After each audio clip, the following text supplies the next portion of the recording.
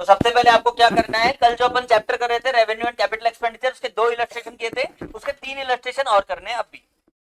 उसके बाद अपन new chapter चालू करेंगे। चलो, 2 इलस्ट्रेशन जो कल करे थे रेवेन्यू एंड कैपिटल एक्सपेंडिचर के, उसके आगे के जितने भी इलस्ट्रेशन दिए हुए वो सारे कंप्लीट करने हैं अब भी।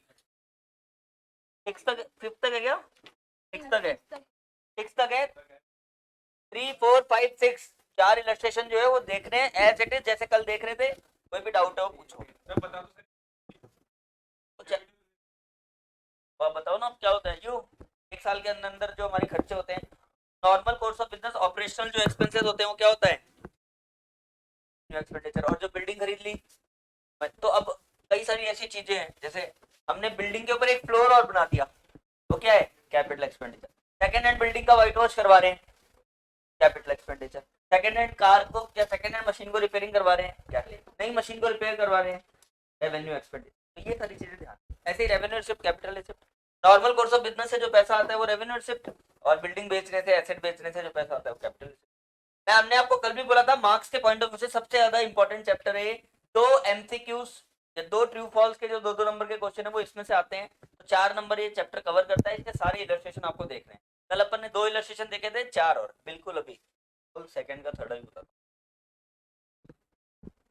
तो अब आराम से इनको देखते रहो, रीजन की बने, आंसर की बने, सब की बने, तुम्हें सिर्फ चेक करना है, कोई डाउट है तो पूछना है।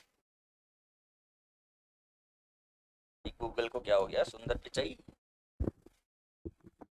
पता नहीं होगा अब तक। गूगल चल नहीं रहा।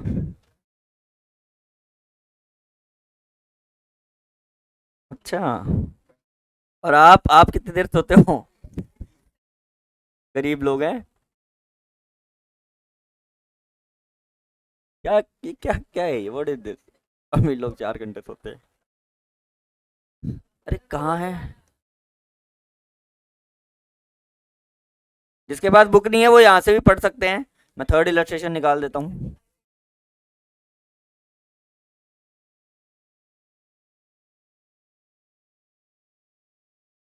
हाँ बस 1 मिनट।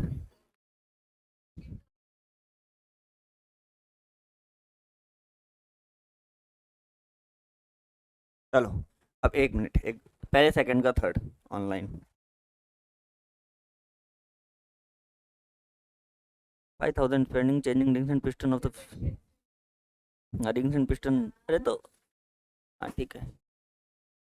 गुड मॉर्निंग पलक। तो अनमोल जी, रिंग्स एंड पिस्टन जो है, जो भी हम चेंज कर रहे हैं फ्यूल एफिशिएंसी को इंक्रीज करने के लिए कर रहे हैं।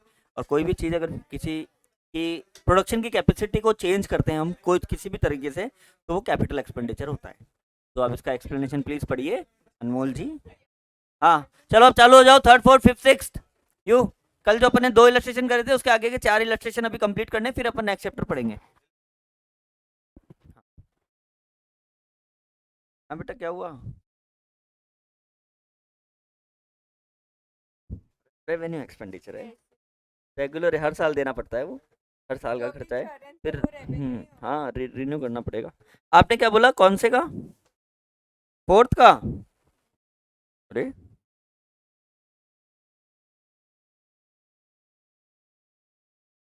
और 25 lakh incurred on the opening of a new manufacturing unit in an existing business। ओवरहेलिंग, कोई कार एक्सीडेंट हो गई और फिर उसको सही करवा रहे हैं अपन, सही करवाने ताकि वो दोबारा चलने लायक बन जाए। ऐसे कोई भी मशीन जिसको अपन सेकेंड हैंड खरीदते हैं उसको चलाने के लिए के ऊपर जो भी खर्चा करते हैं इनिशियली, डेंटिंग पेंटिंग वो सब।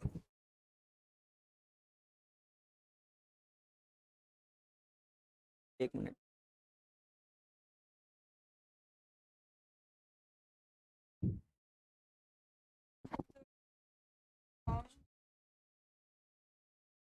हाँ तो सही तो बात है ना, क्या है कि if I am starting a business and उसकी को मैं सेरेमनी कर रहा हूँ, that will not add anything to the production capacity. तो मैन्युफैक्चरिंग एक्सपेंसेस जो हैं, तो अगर अपन ने कोई इनोग्रेशन किया है तो उसके अंदर वो खर्चा हमारी प्रोडक्शन कैपेसिटी को बढ़ा नहीं रहा है। वो एक बार करना है, उसके बाद वो कभी कोई बेनिफिट नहीं देगा। मेन बात क्या होता है, कैपिटल एक्सपेंडिचर क्या होते हैं, जो हमें लॉन्ग टर्म तक क्या दे, बेनिफिट दे। आज मैंने मेरी चीज़ को कोई पेटेंट करवाया तो वो मुझे लॉन्ग टर्म तक बेनिफिट देगी। लेकिन ये कोई बेनिफिट नहीं देगा, इसलिए रेवेन्यू एक्सपेंडिचर, ये भी रेवेन्यू ही है। ये तो कंपनसेशन ऑफ एम्प्लॉई है, एम्प्लॉय को सैलरी है। वॉलेंटरी रिटायरमेंट में हमने क्या किया, हमने तो पूरे जिंदगी पैसे इकट्ठे करे उनके लिए और उनको दे रहे हैं। रिटायरमेंट के बाद तो वैसे एम्प्लॉय का कोई बेनिफिट हमें नहीं मिलेगा, खाली उसको देना ही पड़ेगा। अरे 2-4 इलस्ट्रेशन देख लो, बहुत अच्छा चैप्टर है, नॉलेज के लिए भी अच्छा चैप्टर है।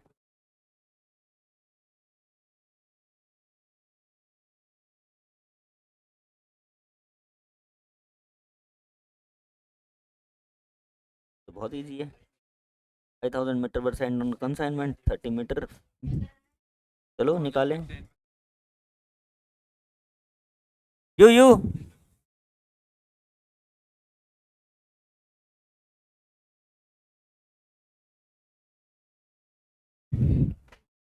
विथ रीजन लिखा हुआ है, 6 तक के इलस्ट्रेशन कंप्लीट करो।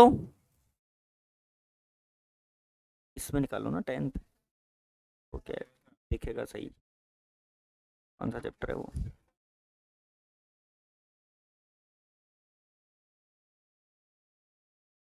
अंश ये हो गया क्या कंप्लीट? आप 6 तक के कंप्लीट करो।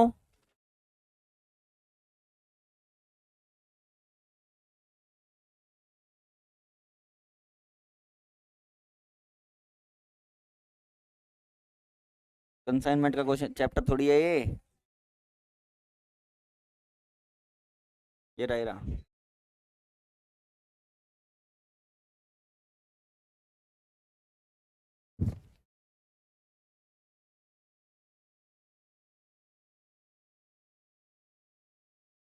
ये रहा।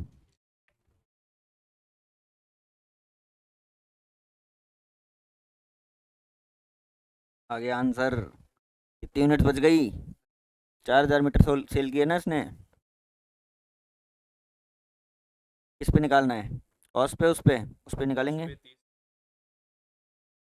दोनों पे निकालना है। 30,000, 5500 डिवाइडेड बाय 5000 इंटू 1000, 1100, 33,400 आ गया।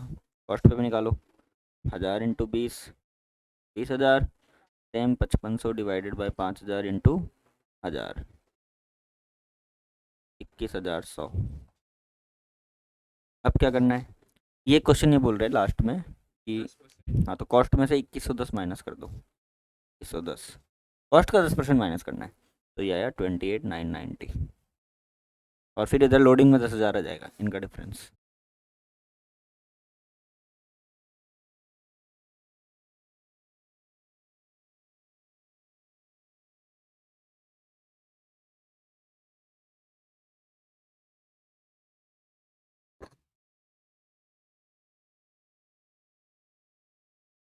इलस्ट्रेशन 4 का सेकंड पार्ट। हाँ तो इनॉग्रेशन एक्सपेंसेस क्या होते हैं मंग, वो किसी भी तरह से हमें कोई एक्स्ट्रा प्रोडक्शन कैपेसिटी को इंक्रीज नहीं करते, हमें फ्यूचर में उसका कोई बेनिफिट नहीं होता, वो वन टाइम एक्सपेंस होता है। तो वो रेवेन्यू एक्सपेंडिचर ही है, वो एक बार करा क्योंकि वो नॉर्मल खर्चा है, उससे हमारी कोई प्रोडक्शन कैपेसिटी इंक्रीज नहीं हो रही, उससे कोई फ्यूचर बेनिफिट जनरेट नहीं हो रहा है, इसलिए वो रेवेन्यू एक्सपेंडिचर है। हो रहे हैं क्या? हो गए ना 6 तक?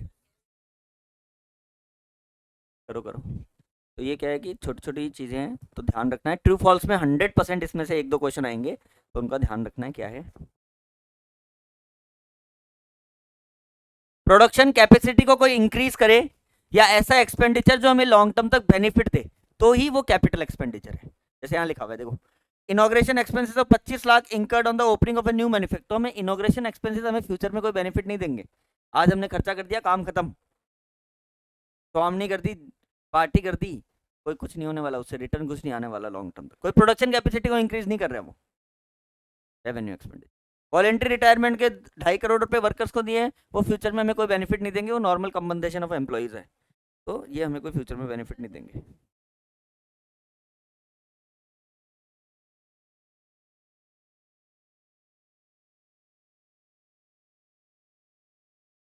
हमें इंस्टॉलमेंट को रिटर्न लेने का जो रिकवरी एक्सपेंस है वो रेवेन्यू एक्सपेंडिचर तो हुआ।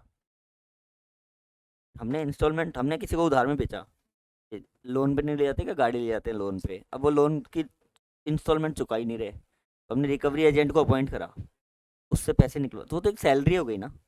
सैलरी तो सैलरी तो रेवेन्यू एक्सपेंडिचर हो गई ना।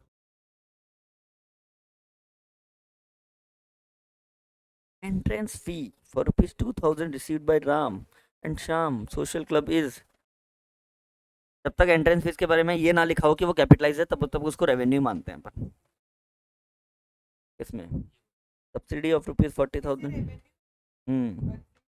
ये लिखा हो ना, for working capital by manufacturing concern, तो ये कैपिटल रिसिप्ट है, स्पेसिफिक है ना, लिखा हुआ है ना, कोई कैपिटल कोई। कौन सा? हम्म मशीनरी डैमेज के बदले, चाहे तो मशीनरी को मार्केट में बेच दो, पैसा आ गया, या मशीनरी जल गई, पैसा आ गया, आया किसके बदले? तो फिर अपने नॉर्मल कोर्स ऑफ बिजनेस का पैसा थोड़ी है।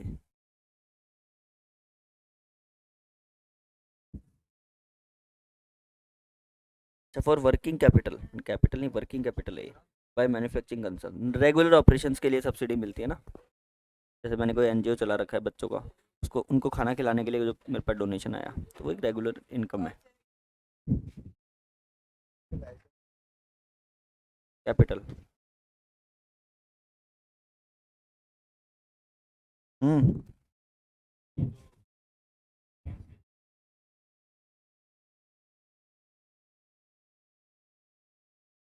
कौन सा? क्या खरीदने के लिए भेजा है?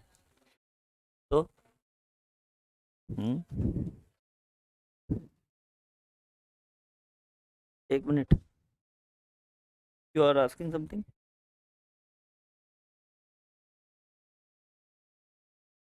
एंट्रेंस फीस, नहीं नहीं, अब अपन एनपीओ में तो ये करते हैं कि एंट्रेंस फीस के बारे में जब तक लिखा ना हो, लाइफ मेंबरशिप तो नाम से ही पता लग रहा है, लाइफ मेंबरशिप है तो कैपिटल रिसिप्ट है। एंट्रेंस फीस तो क्या है, जब तक क्वेश्चन में स्पेसिफाई नहीं होता तब तक अपन उसको हमेशा रेवेन्यू मानते हैं, तो उसको रेवेन्यू करो। एक एक मिनट तुझे को एक डाउट बता दूँ, थर्ड का थर्ड क्या है?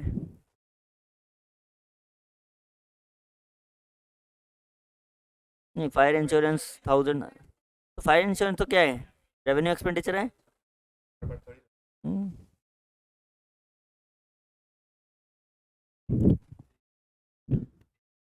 हाँ तो अनमोल, फायर इंश्योरेंस तो क्या है, रेवेन्यू एक्सपेंडिचर है, हर साल पे करना होता है, हर साल अगर उसका यूज़ नहीं होता है तो अगले साल रिन्यू करना पड़ता है, तो रेगुलर एक्सपेंस है जो करना पड़ेगा। हाँ, आपने क्या बोला, सिक्स का फोर?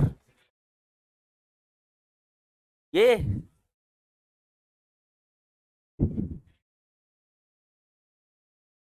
आप लोग जब डेप्रिसिएशन अकाउंट बनाते हैं, डेप्रिसिएशन अकाउंट बनाते हैं तो डेप्रिसिएशन में कोई मशीनरी डिस्ट्रॉय हो गई तो इंश्योरेंस मिला हमें, तो एक ही बात है ना, या तो मशीन हमने मार्केट में बेची, तो मशीन के बेचने का पैसा क्या है, कैपिटल है, और या फिर वो फायर इंश्योरेंस कंपनी हमें दे रही है, अल्टीमेटली गई क्या है, मशीन, वो पैसा किसके बदले मिला है, मशीन के बदले, तो वो कैपिटल रिसिप्ट हुआ, क्या वो हमारी रेगुलर इनकम है क्या, क्या नॉर्मल कोर्स ऑफ बिजनेस की इनकम है क्या, कैपिटल रिसिप्ट हुई, एक ही बार मिलेगी, और वो मशीन के बदले, एसेट के बदले मिल रही है। ओके अनमोल,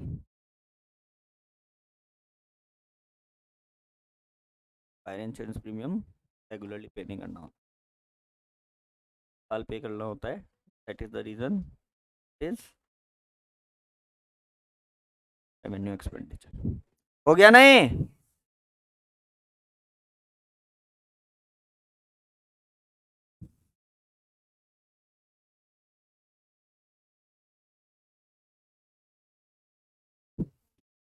इसमें कौन सा amount received from IDBI medium term loan और एग्यूमेंटिंग वर्किंग कैपिटल, लोन ले रहे हैं ना अपन,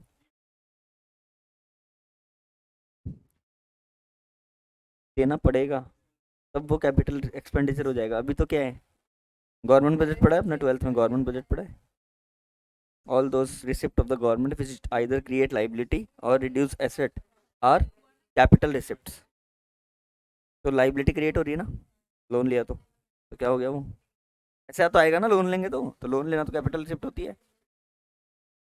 चलो,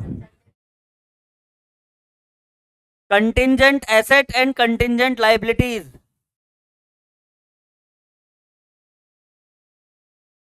कोई पुरानी हो गई है कल्पना, अपनी वायरिंग का सिस्टम, पूरा इलेक्ट्रिसिटी का सिस्टम पुराना हो गया है, उसको अपन रिन्यू करवा रहे हैं। तो रिन्यू करवा रहे हैं तो ऑब्वियसली उसका जो भी वायरिंग जो भी खर्चा है वो क्या है, लॉन्ग टर्म बेनिफिट है, एक बार करवाना है, लॉन्ग टर्म बेनिफिट देगा, तो वो क्या है, कैपिटल एक्सपेंडिचर है। ठीक है ना। पुरानी बिल्डिंग हो जाती है तो वायरिंग वगैरह ख़राब हो जाती है, उसे शॉर्ट सर्किट होने का खतरा रहता है, ये सब रहता है इसलिए। Okay now, contingent asset and contingent liabilities. Contingent asset and contingent liabilities. Contingent मतलब अनसर्टेन, जो हो भी सकता है और नहीं भी हो सकता है। तो देखो, अ पॉसिबल एसेट, कौन सा एसेट, कंफर्म नहीं है, अराइजेज फ्रॉम पास्ट इवेंट्स, हमने कोई ऐसा कोई एक ट्रांजेक्शन किया है जिसकी वजह से, and their existence will be confirmed only after occurrence or non-occurrence of one or more uncertain future events.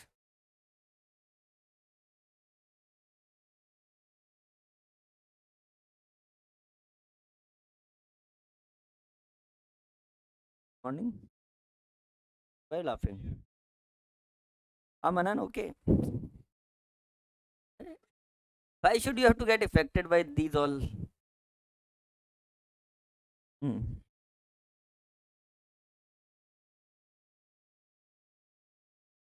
Saurabh, आपका फुल नेम क्या है? हाँ, तो एसपी एक ब्रांड है, सौरभ पारिक, उसके नाम से पता नहीं बहुत सारे प्रोडक्ट चल रहे हैं एसपी के, तो वो एक ब्रांड है। अब उसकी जगह कोई कट कॉपी पेस्ट करना चाहता है और वैसे ही एसपी के नाम से कोई ब्रांड का प्रोडक्ट बेचना चाहता है। कई बार आपने कई सारे प्रोडक्ट्स पे ऐसे लिखा होगा, देखा होगा, लिखा होगा कि डुप्लीकेट नाम से सावधान, है ना। वो उसी के नाम को यूज करके कोई दूसरा प्रोडक्ट सेल करने चाहते हैं, फेयर एंड लवली की जगह फ्लेयर एंड लवली, है ना। कोई बेचारा जल्दीबाजी में नाम भी नहीं पड़ता, स्पेलिंग कौन पड़ेगा, पता बाद में पता लगा तो फ्लेयर एंड लवली थी। इससे तो रिवर्स रिएक्शन हो रहा है।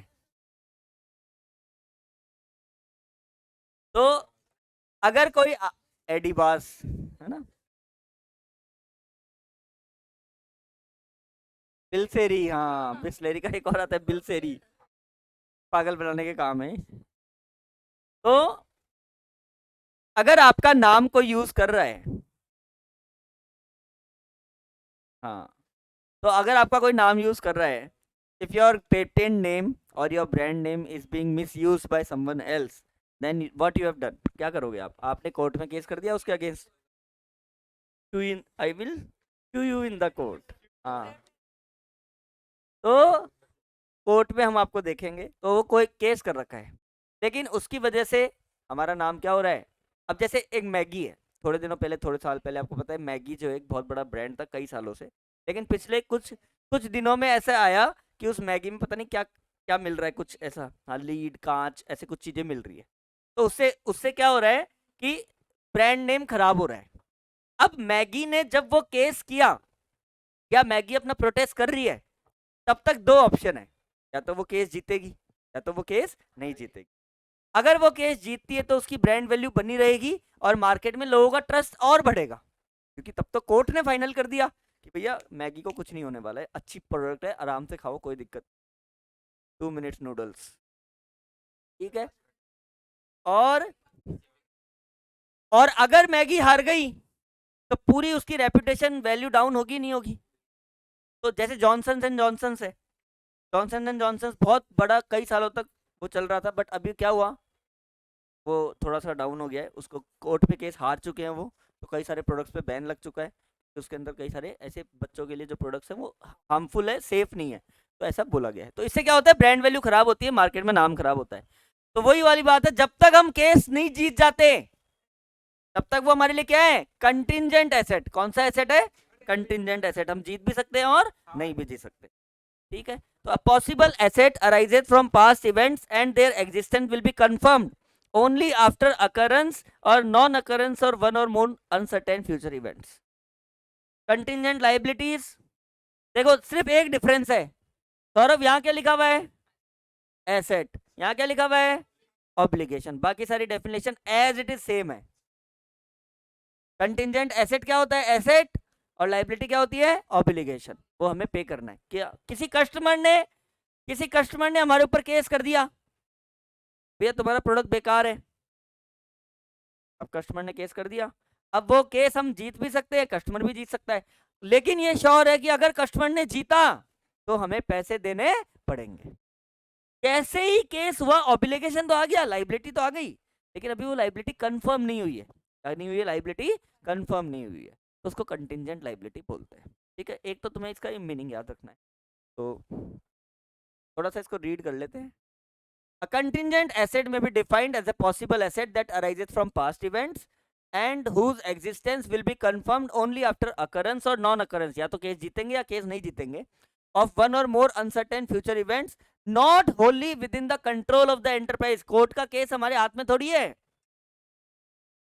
कितने गवाह खरीदोगे, तो ये सब करने से कुछ नहीं होने वाला। तो हमारे हाथ में आउट ऑफ द कंट्रोल है, जो डिसीजन आएगा वो आएगा, तो हमारा कंटिंजेंट एसेट है। It usually arises from unplanned or unexpected events that give rise to the possibility of an inflow, inflow of economic benefit। अगर हम जीतते हैं तो हमें उससे क्या होगा? इनफ्लो होगा, इकोनॉमिक बेनिफिट होगा। A claim that an enterprise is pursuing through legal process where the outcome is uncertain is a contingent asset। ठीक है, अच्छा, क्यों? कंटिंजेंट एसेट और कंटिंजेंट लाइबिलिटीज को हम बुक्स ऑफ अकाउंट में शो करते हैं क्या? कहाँ शो करते हैं? हाँ, वेरी गुड, लेकिन तुम हाफ आंसर राइट है तुम्हारा, हाफ रॉन्ग है। कंटिंजेंट लाइबिलिटी को शो उसमें करते हैं, नोट टू अकाउंट में, कंटिंजेंट एसेट को नहीं करते। वो कहाँ करते हैं वो मैं बताने वाला हूँ, बैठ जाओ, सही टाइम पे आए हो तुम। अरे यार, समझ लो Anirudh, 30 students are sitting here, है ना, and if you have wasted 1 minute, so you have not wasted 1 minute, you have wasted 1 minute of 30, so you have wasted 30 minutes, 1800 seconds। हाँ,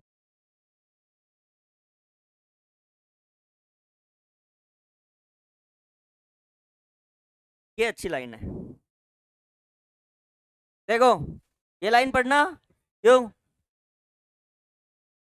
it is possible that recognition of contingent asset may result in recognition of income that may never be realized। जैसे ही हम contingent asset को actual asset मानेंगे तो उसकी income को भी हमें realize करना पड़ेगा। क्या करना पड़ेगा? उसकी income को भी realize। However, when the realization of income is virtually certain, एक बार अगर contingent asset fixed asset बन गया, मतलब certain asset बन गया कि हाँ अब तो ये confirm हम केस जीत चुके हैं, तो उसकी income, then the asset no longer remains as contingent asset, वो रियल एसेट बन जाता है और उसकी इनकम को भी हम रियलाइज करेंगे।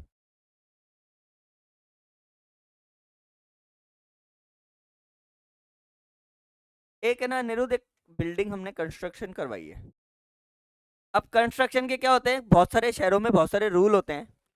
तो क्या हुआ कि हमने जो बिल्डिंग जो हमने कंस्ट्रक्शन करवाई है उस पर कोर्ट स्टे आ गया, लेकिन हमने क्या, ऊपर के 2 फ्लोर कंस्ट्रक्शन चल रहा है और नीचे के फ्लोर को हमने रेंट पे दे रखा है। ध्यान से समझना, नीचे के फ्लोर को हमने किस पे दे रखा है? वो ऑलरेडी कंस्ट्रक्टेड था, उसको हमने रेंट पे दे दिया। ऊपर के 2 फ्लोर का कंस्ट्रक्शन चल रहा है और कोर्ट स्टे आ गया। प्रॉब्लम उनको हाइट से थी, प्रॉब्लम उनको किससे है? हाइट से, कि भाई आप इतना ऊपर, तो नीचे वाले को तो कोई प्रॉब्लम नहीं है। अब ये बहुत अच्छा क्वेश्चन है, बहुत अच्छी चीज है, क्योंकि कोर्ट स्टे आया है ऊपर वाले कंस्ट्रक्शन की वजह से, तो जो नीचे वाला पोर्शन जो हमने कंप्लीट करके रेंट पे दे रखा है वो हमारी सर्टेन एसेट है, और उसका इनकम जो रेंट आ रहा है वो हम इसको इनकम में रियलाइजेशन कॉन्सेप्ट के अकॉर्डिंग उसको रियलाइज करेंगे और इनकम मानेंगे। और खाली ऊपर वाला पोर्शन जो अंडर कंस्ट्रक्शन है वो जो कोर्ट स्टे में, वो कंटिंजेंट एसेट है। तो एक ही बिल्डिंग में एक पार्ट तो क्या है? सर्टेन एसेट है, और एक ही पार्ट क्या है? Contingent asset. तो सर्टेन, इसमें ही लिखा हुआ है, सर्टेन एसेट होते ही उसका जो भी इनकम है वो हम इनकम को रियलाइज मानेंगे, उसी साल की इनकम को उसको कंसिडर करेंगे। क्लियर है ना? ये होता है whenever the contingent asset will be a certain asset, then income will be realized in that particular year। छोटी छोटी बातें तुम्हें ध्यान रखना है। अब अब ये बात अच्छी तरह से नोट कर लेना, 2 नंबर के जो ट्रू फॉल्स आएंगे उसमें डेफिनेटली आपसे पूछ सकते हैं। Contingent asset is usually disclose in the report of approving authority. ये नोट्स में नहीं दिखाते, डायरेक्टर्स की रिपोर्ट में दिखाते हैं। अगर डायरेक्टर्स एजीएम करते हैं, एनुअल जनरल मीटिंग करते हैं, उसमें सारे शेयर होल्डर्स के सामने डिस्क्लोज करते हैं कि हमारे पास ये कंटिंजेंट एसेट है। फाइनल अकाउंट्स में कहीं पे भी नोट्स के रूप में इसको नहीं दिखाया जाता। कहां दिखाया जाता है? डायरेक्टर्स की रिपोर्ट में, board of directors in case of company, approving authority in case of any other enterprise. तो अथॉरिटी होती है वो उसको शो करती है। If an inflow of economic benefit is probable, continuously उसका असेसमेंट होता है, ये सब चीजें ठीक है। अब contingent liability, a possible obligation that arises from past events and the existence of which will be confirmed only by the occurrence or non occurrence। कई बार क्या होते हैं लोग है ना, दोस्ती में ज्यादा आ जाते हैं। ये मेरा एकदम पक्का दोस्त है, बैंक से 50 लाख का लोन ले रहा है। बात नहीं भाई, तू लोन लेगा तू चुकाएगा, मुझे क्या मतलब है। बोले यार सर आप है ना, आपको पता है ना मैं कितने तक आपसे पढ़ा था, आप मेरे गारंटर बन जाओ। आपके पास पैसे भी ठीक है, आप एक काम करो, आप गारंटर बन जाओ, आप मेरा लोन, मैं बाई चांस नहीं चुका पाऊँ तो आप चुका देना। What is this. तो मुझे लगा यार, मुझे लगा बड़ा सीधा सा बच्चा दिखता था ये, तो अच्छा है चलो रिलेशन कोई बात नहीं, अपन इसका गारंटर बन जाते हैं। जिस दिन मैं गारंटर बना उसी दिन ऑब्लिगेशन क्रिएट हो गई। जिस दिन ये गायब हुआ, पुलिस बैंक वाले मुझे पकड़ने आ जाएंगे। बोले क्या लड्डू मिल रहे थे क्या तुम्हें गारंटर बनने में, लेकिन तुम बन गए। अब ऑब्लिगेशन क्या है? अगर इसने लोन चुका दिया तो मेरी ऑब्लिगेशन खत्म, और नहीं चुकाया तो प्रोबेबल लाइबिलिटी, प्रोबेबल ऑब्लिगेशन है कि पे करना पड़ेगा। तो वो भी क्या है? कंटिंजेंट लाइबिलिटी का पार्ट है। That is also example of contingent liability. तो प्लीज अरे मेरे भी बच्चे यार, तू 50 लाख रुपए कहाँ से दूंगा मैं ठहरा गरीब मास्टर, थोड़ा ध्यान से। तो possible obligation that arises from past events and the existence of which will be confirmed only by the occurrence or non occurrence of one or more uncertain future events जो हमारे कंट्रोल में नहीं है। It is not probable that an outflow of resources embodying economic benefit will be required to settle the obligation। उसमें था inflow, इसमें क्या है? आउटफ्लो। पैसे जाएंगे कि नहीं जाएंगे अभी कंफर्म नहीं है। अगर कंज्यूमर ने कोर्ट में हमारे के अगेंस्ट केस कर रखा है, कंज्यूमर जीता तो पैसे देने पड़ेंगे, हम जीते तो पैसे नहीं देने पड़ेंगे। तो यही लिखा हुआ है। Enterprise should not recognise the contingent liability in the balance sheet, however it is required to be disclose in the notes to accounts unless possibility of outflow of resources embodying economic benefits is remote. तो उसको notes to account में दिखाना है। Contingent asset, contingent liability के बीच में difference. Provision और contingent liability. Provision is a present liability of uncertain amount which can be measured reliably। हम पिछले 20 साल से बिजनेस कर रहे हैं और हमें पता है कि अगर हम गुड्स उधार देते हैं तो ऑन एन एवरेज 10% पैसे डूब जाते हैं। तो क्या है ये? हम उसको रिलायबली उसको अमाउंट को मेजर कर सकते हैं। क्या कर सकते हैं भाई? एग्जैक्ट तो वो भी नहीं है, लेकिन एक एस्टिमेशन है कि 10% हमारे बैड डेट्स होते हैं। तो बैड डेट्स क्या है? एक रिलायबल, हम उसको मेजर कर सकते हैं। कंटिंजेंट लायबिलिटी को मेजर नहीं कर सकते, वो कितना भी हो सकता है। हाँ नहीं, चार्ज अगेंस्ट प्रॉफिट है, प्रॉफिट एंड लॉस अकाउंट में माइनस होता है। रिजर्व्स एप्रोप्रिएशन होते हैं। रिजर्व्स आर एप्रोप्रिएशन, वो प्रॉफिट होने के बाद निकाले जाते हैं, ये प्रॉफिट होने से पहले निकाला जाता है, फिर नेट प्रॉफिट निकाला जाता है। तो provision is a present liability, it is a possible obligation. Provision meets the recognition criteria, contingent liability fails to meet the same. Recognition criteria मतलब recognise provision for bad debts, provision for depreciation, provision for taxation, हम इसको recognise कर सकते हैं, contingent liability को नहीं कर सकते।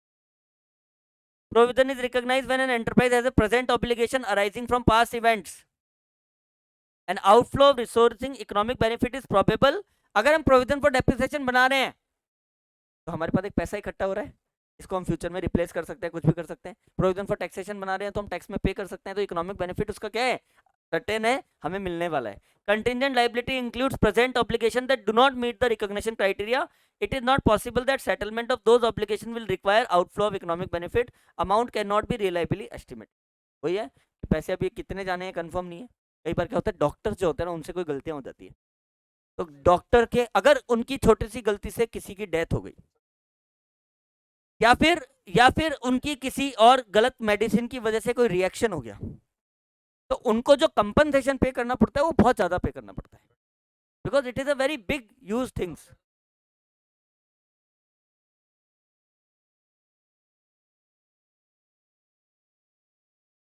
कई बार अरे कोर्ट में केस चलता है ना उसके अगेंस्ट, तो वो भी एक कंटिजेंट लाइबिलिटी होती है, उनको बहुत ज्यादा पैसे पे करने पड़ते हैं। अब सौरभ ने 210 रुपए और 46 पैसे का पेट्रोल डलवाया, 210.46 और 211 रुपए इससे ले लिए। अब कोई तो क्या सोचेगा, ठीक है यार 54 पैसा है, चेंज भी नहीं होता, वो तो वैसे भी चेंज नहीं होता, तो 211 ले लिया। बट इसने तो क्या लॉ पढ़ रखी है, बोले अभी भी लॉ का सिलेबस खत्म ही हुआ है, तो how dare you have taken 54 पैसा मोर देन मी। तो उसने क्या किया, केस कर दिया। 10,000 रुपए का कॉम्पनसेशन मिल गया, बोले मजे आ गए, 50 पैसे गए थे, 10,000 आ गए, 2-3 हजार कोर्ट लॉयर का खर्चा, बाकी के 7,000 जेब में। आइनॉक्स जा रहे रोज। तो ये भी क्या है, तो ऐसे भी केसेस होते हैं, सारी कंटिजेंट लाइबिलिटीज होती है जो अराइज हो सकती है। खत्म हो गया, बहुत छोटे छोटे चैप्टर्स हैं। हाँ चलो ठीक है। नाउ 10 मिनट, छोटा ही चैप्टर, ये पॉलिसीज वाला तो 2 पेज का चैप्टर है।